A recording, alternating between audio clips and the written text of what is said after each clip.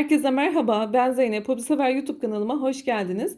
Bugün sizlere kolay runner yapımının tüm püf noktalarını anlatacağım bir video ile yine karşınızdayım. Özellikle yeni başlayan arkadaşlarımın dahi rahatlıkla yapabileceği kolay bir çalışma. Su taşı ve V desenlerden oluşmakta, çok kolay, bir günde hazırladım arkadaşlar. Siz de rahatlıkla örebilirsiniz. O kolaylıkta ve çok güzel oldu. Ben kendi masamın ölçülerine uygun olarak 45 santime 110 santimetre şeklinde hazırladım. Sizlere videomun başlangıcında nasıl bir yol izlemeniz gerektiğini tarif edeceğim. Sizler de artırma ya da azaltma yaparak kendi masalarınıza uygun olarak yapabilirsiniz ya da benim ölçülerimle yine yapabilirsiniz. Kullanmış olduğumuz malzemeler hakkında bilgiyle hemen başlayalım. Tığ numarası 4 milim bir tığ kullandım. İplerimize bakalım. İplerim Lady Yarn Twist uçan iplik. Bu şekilde ipliklerden arkadaşlar toplamda 1,5 yumak kullandım. İpimizin özelliğine hemen bakalım. %100 olefin, 100 gram da 300 metre. Oldukça güzel ve hafif bir iplik arkadaşlar. Çok güzel, farklı bir dokusu var. Ben 1,5 yumak ip kullandım. Şöyle sizlere hemen göstermek istiyorum. İkinci yumağımdan da bu miktarda ip arttı. Daha uzun da yaparak tamamen kullanabilirsiniz. Evet, ipimi anlattım, miktarını söyledim, tığ numaramı söyledim. Bir de ben runner'ımı yaptıktan sonra arkadaşlar hafif bir buhar ütüsü yaptım. Üstüne bir bez koydum. Hafif bir buhar ütüsü yaptım. Kenardaki zincirlerin özellikle düzleşmesi gerekmekte. O şekilde hazırladım. Şimdi dilerseniz hemen model anlatımına başlayalım. Evet, Bismillah diyelim ve başlayalım. Zincir yapımıyla başlıyoruz. Benim yapmış olduğum runner'da 45 santim en vardı biliyorsunuz başlangıcımda. O yüzden zincirinizi sizler de yapmak istediğiniz ölçüye kadar yapın. Ekstra zincirler de yapın. Artan zinciri geriye dönük keseriz arkadaşlar. Bol zincirle başlayın. Kesmeyi de size göstereceğim. Yapacağınız ölçüden fazla olacak şekilde zincirler hazırlayın. Ben de şimdi hazırlayıp geliyorum. Evet, ben saymadan bu şekilde fazla zincir yaptım. Sizler de zincirinizi fazla fazla yapıp metreyle ölçün. Yapmak istediğinizden de yine uzun zincirinizi devam ettirin. İlk sırayı kurduktan sonra artan zinciri de yine makasla keseceğiz. Şimdi üstüne alıyorum. İlk sıramızın kurulumunu yapalım. Ben kendi ölçülerimde 8 tane desen üstüne kurdum ve o şekilde yaptım. 45 santim olacak şekilde ayarladım. Sizler de burada istediğiniz kadar desen sayısını devam ettirebilirsiniz. Ben şimdi ufak bir çalışma anlatacağım sizlere. Sizler artırma mantığında görmüş olacaksınız. Bakın sayıyorum: 2, 4, 6, 8, 10. zincirin içine batıyorum. İkili trabzan yapıyorum. Şimdi aynı boşluğun içerisine 2 tane daha ikili trabzan yapalım.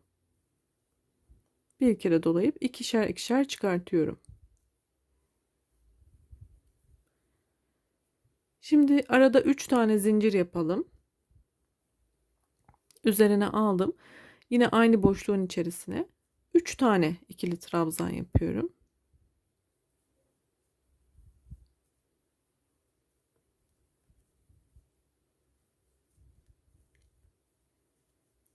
Bakın, ilk su taşı desenimizi oluşturduk. Ben bundan 8 tane olacak şekilde ayarladım.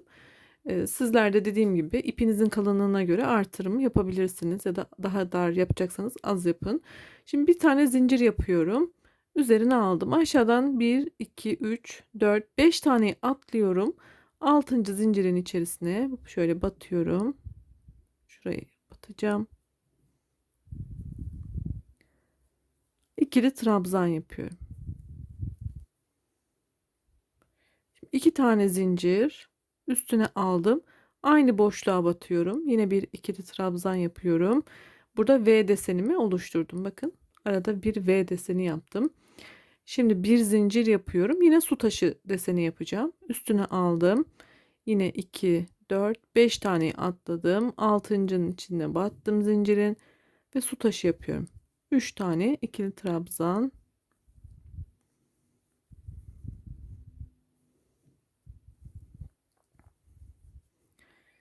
3 zincir, aynı boşluğun içine yine 3 tane ikili trabzan yapalım.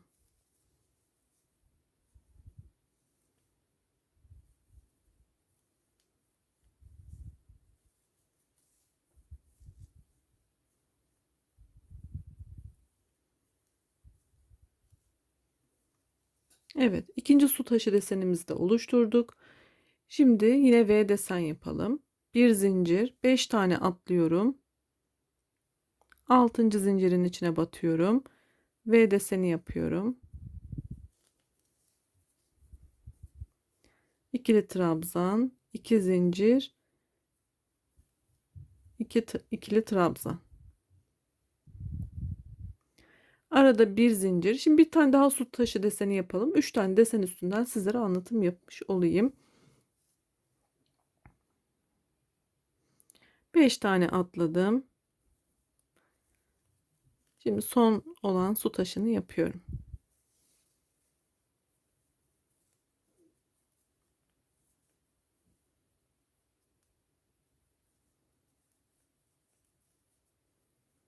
Üç zincir, aynı yere 3 tane ikili trabzan daha yapıyorum.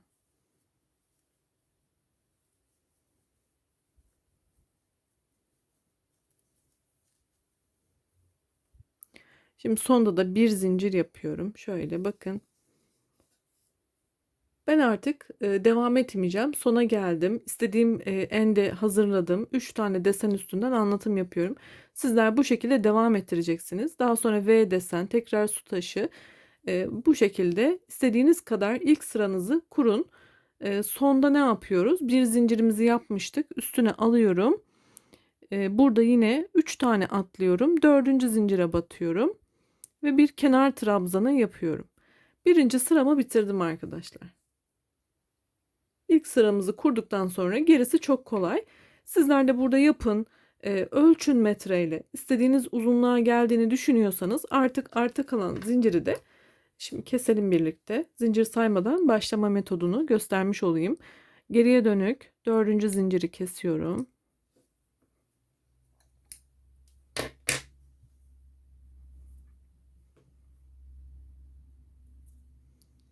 Bakın buradan çektiğimde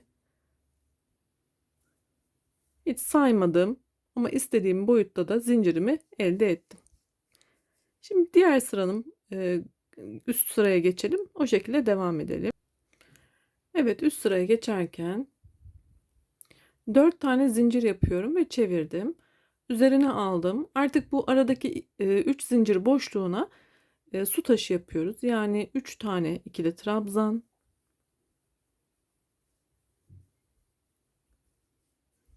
3 zincir,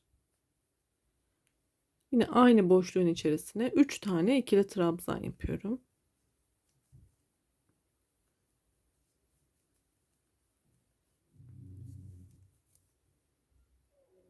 Şimdi V desenin içerisine yine V deseni yapacağız. Bunun için arada bir zincir, üstüne aldım. Boşluğun içerisine ikili trabzan, 2 zincir, aynı yere ikili trabzan, bir zincir, yine su taşı yapıyorum. İkinci sıramızda bu şekilde sıra sonuna kadar devam edecek.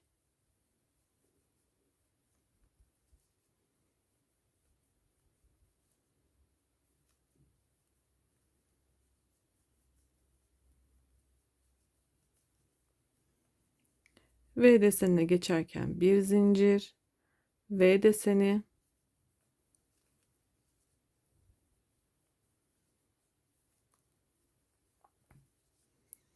su taşına geçerken bir zincir. Şimdi su taşı deseni yapıyorum. İkinci sırayı da tamamlıyorum. Bitişi göstereceğim. Diğer taraflar aynı şekilde devam ediyor.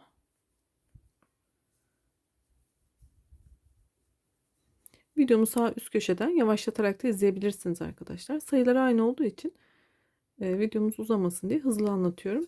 Aynı şeyleri tekrar ediyorum. Şimdi solda ne yapıyoruz? Sol kenarda yine bir zincir yapıyorum. Üstüne aldım.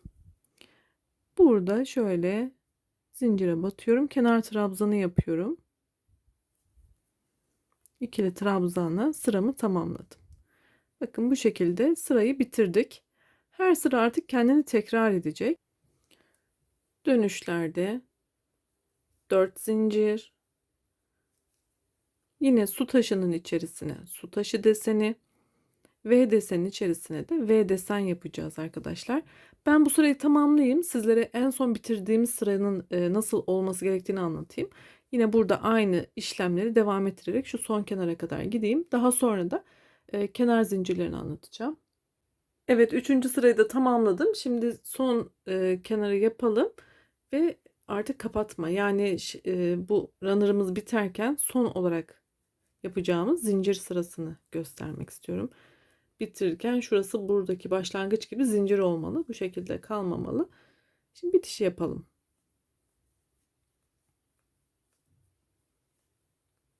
Son sıramda 8 tane zincir yapıyorum ve çevirdim. Su taşının içerisine sık iğne, 5 zincir, V desenin içine sık iğne, 5 zincir, su taşının içine sık iğne,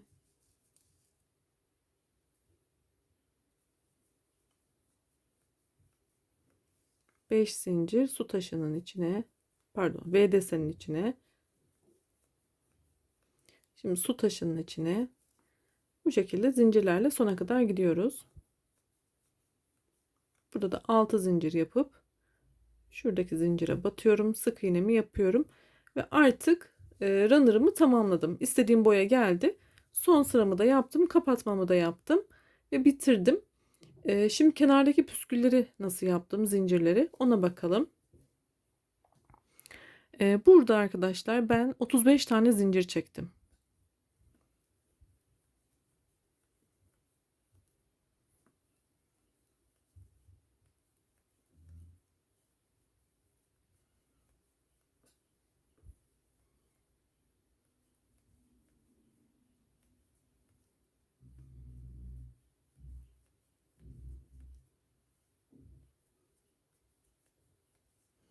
Bunu ne kadar uzun istiyorsanız bu kenardaki zincirleri sizler de zincirinizi uzatabilirsiniz. Buradaki sayı sabit değil. Sizin zevkinize kalmış. Yani böyle katladığınızda yeterli uzunluğu gördüğünüzde evet bu iyidir dediğinizde bırakabilirsiniz. Ben 35 tane ile sağladım bunu. Şimdi bunu ilk baştaki şu kısma sık iğne ile bir sabitleyeceğim. Şimdi bu boşluğa geçtim. Boşlukta 2 tane sık iğne yaptım. Bakın bu şekilde. Şimdi tam bu arada da yine zincir istiyorum ve şu tepede de istiyorum. O yüzden burada yine 35 tane zincirimi yapacağım.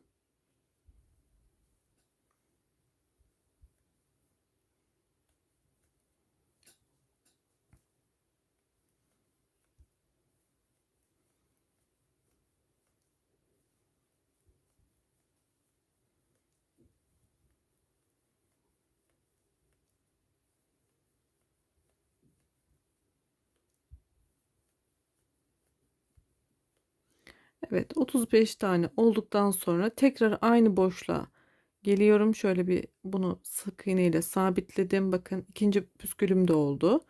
Şu şekilde. Hem buradaki son sık iğne sırasını hem de püskül sırasını geçmiş oluyoruz. Sonra ne yapıyorum? Şöyle sıkıştıralım burayı. Buraya tekrar 2 tane sık iğnemi yapıyorum. Buradaki işlem bitti. Şimdi şu tam tepedeki birleşim noktasına geçiyorum. Buraya da önce bir sık iğne yapıyorum. Ve buraya da yine 35 zincir.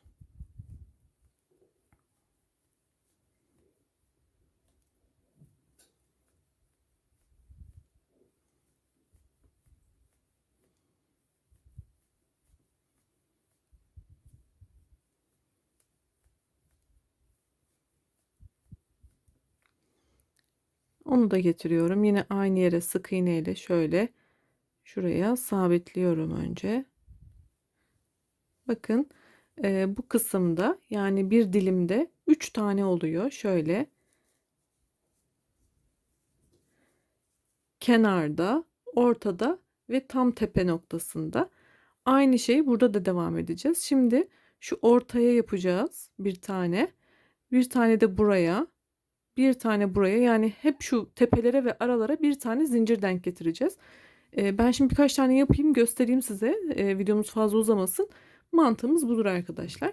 Diğer boşluğa geçtiğimizde 2 tane sık iğne yapıyorum ve zincirimi yapmaya başlıyorum. Şöyle 2 tane sık iğne, sonra zincir. Bu şekilde ben şimdi burayı hazırlayıp sizlere tekrar göstereceğim. Evet, ben biraz daha devam ettirdim mantığını gösterebilmek adına. Biliyorsunuz 35 zincir yapıp sık iğne ile dibine sabitledikten sonra aralarda 2 sık iğne, 35 zincir, aralarda 2 sık iğne, su taşının tepesine geldik. Burada da yine 35 zincirimizi sık iğne ile sabitleyip boşluğa 2 sık iğne, 35 zincir, 2 sık iğne, V desenin tepesine geldik. Aynı şekilde hem tepeleri hem ara kısımlara yaparak sona kadar ilerleyeceğiz. Son kenar zincirimize de yine 35 zincir yapıp sık iğne ile yapıp zincirimizi çekip keseceğiz artık ipimizi ve aynı işlemi bu kenarda da devam ettireceğiz arkadaşlar. Bitirdikten sonra da elimizle belirli bir uzunlukta eşitledikten sonra üstüne bir bez koyarak ılık bir ütü yapabilirsiniz. Daha güzel muntazam olacaktır, kıvrılmalar olmaması adına.